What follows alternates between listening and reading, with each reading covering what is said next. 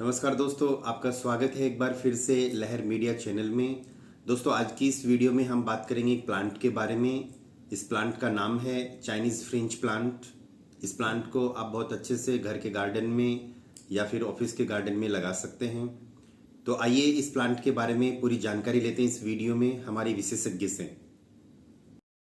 दर्शकों नमस्कार। दर्शकों, आज हम बात करते हैं एक नए पौधे की जिसका नाम है लोरोपेटलम। कुछ लोग इसको चाइनीज फ्रिंज फ्लावर प्लांट भी कहते हैं, कुछ लोग इसको रूबी लोरोपेटलम कहते हैं, कुछ लोग इसको चाइनीज फ्रिंज बुश भी कहते हैं। और वैसे देखा जाए तो इसका वानस्पतिक नाम है लोरोपेटलम चाइनेंसिस वैरायटी रूब्रम। लोरोपेटलम जो है ये एक तरह का हम कह सकते हैं कि ग्रीक शब्द है जिसका मतलब होता है स्टेप्स एंड पेटल्स।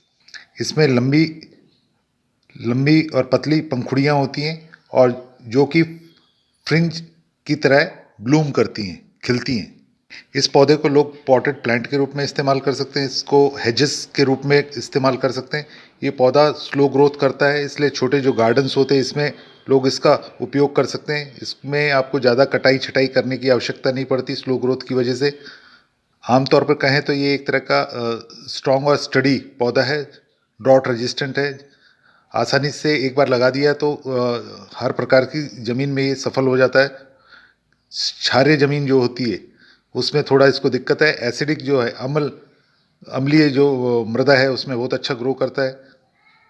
लोरोपेटलम जो है एक तरह से पेरिनियल पौधा है, यानी कि बहुवर्षीय पौधा है। एक बार आपने लगा दिया तो लंबे समय तक ये चलता है। इसकी जो केयर करना है वो भी ज़्यादा मेंटेनेंस की इसको आवश्यकता नहीं होती।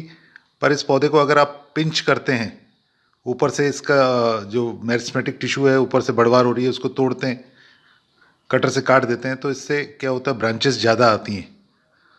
इस पौधे की सबसे अच्छी जो ब्यूटी है वो है इसके पत्तों का रंग और साथ में आने वाले फूल बेहद सुंदर होते हैं, बेहद आकर्षक होते हैं।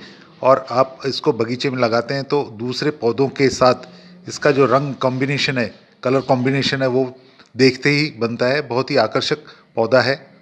इस पौधे में जो मैं पिंचिंग की बात कर रहा था, तो पिंचिंग कब करनी है? जब आपका पौधे में फूल नहीं आ रहे, फूल आने से पहले पिंचिंग करनी है, ताकि ज़्यादा से ज़्यादा उसमें ब्रांचेस निकल सके, टहनियाँ निकल सकें और उसके पश्चात उसमें ब्लूम अच्छा आए, फूल अच्छे खिलें। फूलों की अगर बात करें तो आमतौर पर जो फूल हैं वो लेट विंटर में या स्प्रिंग के अंदर आते हैं। और सही समय जो अगर मैं बात करूं तो फरवरी लास्ट में या मार्च महीने में आपको फूल देखने को मिल सकते हैं। जैसा कि अभी आप इस वीडियो में भी देख रहे हैं कि फूल खिले हुए हैं इसमें। इसमें पत्तों का जो रंग होता है डीप पर्पल कलर होता है। इस पौधे को या तो खुली धूप की आवश्यकता होती है या पार्शियल सनलाइट, यानी कि सुबह धूप चाहिए, दोपहर को छाया चाहिए, फिर शाम को फिर धूप चाहिए, इस तरह की कंडीशन है तो भी ये बहुत अच्छा ग्रो करता है। और खुली धूप में भी ये अच्छा ग्रो करता है। जिस इलाकों में पानी का भराव नहीं होता है, ज़मीन में पानी का निकास अच्छा होता है, वहाँ पे ये अच्छा ग्रो करता है। अगर हम लोरोपेटलम जीनस की बात करें तो इसमें मिनिएचर पौधे आते हैं और साथ में लार्ज जो बड़ी वैरायटीज़ हैं वो भी आती हैं। इनमें कुछ पौधे हैं वो वर्ष भर में 6 इंच तक बढ़ते हैं, कुछ ऐसे हैं जो 15 इंच तक बढ़ जाते हैं वर्ष भर में। परंतु अगर हम बात करें लोरोपेटलम चाइनेंसिस वैरायटी रूब्रम की, तो ये बहुत ही स्लो ग्रोथ करता है, बूशी पौधा है, हेजेस बनाने के काम में आता है और साथ ही छोटे गार्डन्स में इसका उपयोग किया जाता है क्योंकि इसकी बढ़वार बड़ी धीरे होती है। कटाई छटाई ज़्यादा करने की आवश्यकता नहीं होती है, पिंचिंग करके और इसको आप ज़्यादा डेंस और बुशी बना सकते हैं। जब इसमें फूल आते हैं तो हनी बीज, मधुमक्खियाँ और बटरफ्लाई इसकी और बेहद आकर्षित होती हैं। अगर हम इसके उत्पत्ति स्थल की बात करें तो इसकी उत्पत्ति स्थल चाइना, जापान और मेघालय के जो क्षेत्र हैं, तराई वाले क्षेत्र हैं, वहाँ पे ये पाया जाता है। शुरू में ये पौधा मिलना आसान नहीं था, परंतु अब ये हर प्रकार की नर्सरी में उपलब्ध है। इसको प्रोपोगेशन करने का, इसको मल्टीप्लाई करने का तरीका है वो है कटिंग के द्वारा। और जब आपकी अगर स्टेम मोटी हो गई है तो आप एयर लेयरिंग भी कर सकते हैं, पर आसानी से इसे स्टेम कटिंग के द्वारा मल्टीप्लाई किया जा सकता है। इसकी जनसंख्या बढ़ाई जा सकती है। इस पौधे को आप पॉटेड प्लांट के रूप में भी लगा सकते हैं। अगर पॉट में लगाते हैं तो आप उसमें आपको पॉटिंग मिक्सचर बनाना पड़ता है, जिसके अंदर आप सैंड, गार्डन सॉइल और वर्मी कंपोस्ट सबको बराबर मात्रा में काम में लेना है आपको। इसके अलावा दीमक मारने की दवाई उसमें मिला सकते हैं, नीम केक आप उसमें मिला सकते हैं थोड़ा, और पत्तों की खाद उसमें मिलाई जा सकती है। पौधा जब आप लगाते हैं तब आपको इसको रोज़ाना या 2 दिन से या 3 दिन से आपको सप्ताह में पानी देना है, और उसके पश्चात जब ये पौधा स्टेब्लिश हो जाता है तो आप इसको वीक में 1 बार भी पानी दे सकते हैं। ख़ास तौर से जब विंटर सीज़न हो, और समर सीज़न में वीक में 2 बार पानी देना है इसको। पौधा खुद बता देता है कि इसको पानी की आवश्यकता है। इसके पत्ते थोड़े से नरम ढीले पड़ जाते हैं तो समझ लीजिए आपको इसको पानी की आवश्यकता है। वो आप नीड बेस्ड भी देख सकते हैं, आप पौधे की ज़रूरत के हिसाब से भी आप पानी को दे सकते हैं। पर ये एक तरह से ड्रॉट रेजिस्टेंट पौधा है, अगर पानी नहीं भी दिया तो इतनी जल्दी मरता नहीं है। लोरोपेटलम जो जीनस है, इसके जो पौधे हैं उनकी जो हाइट है 1 फुट से लेकर 10 फुट तक ये ऊंचाई धारण कर सकते हैं, अलग अलग किस्मों के आधार पर।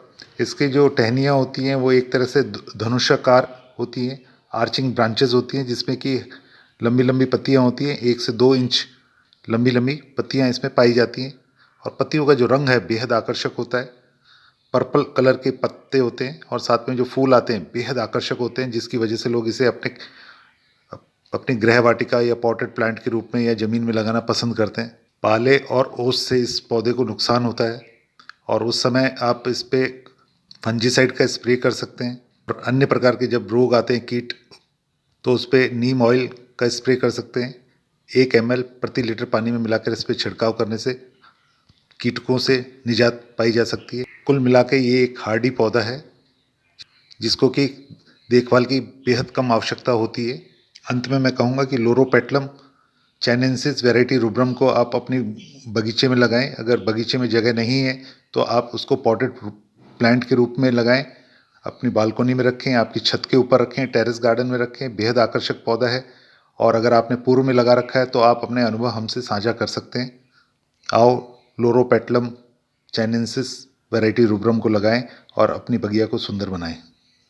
धन्यवाद।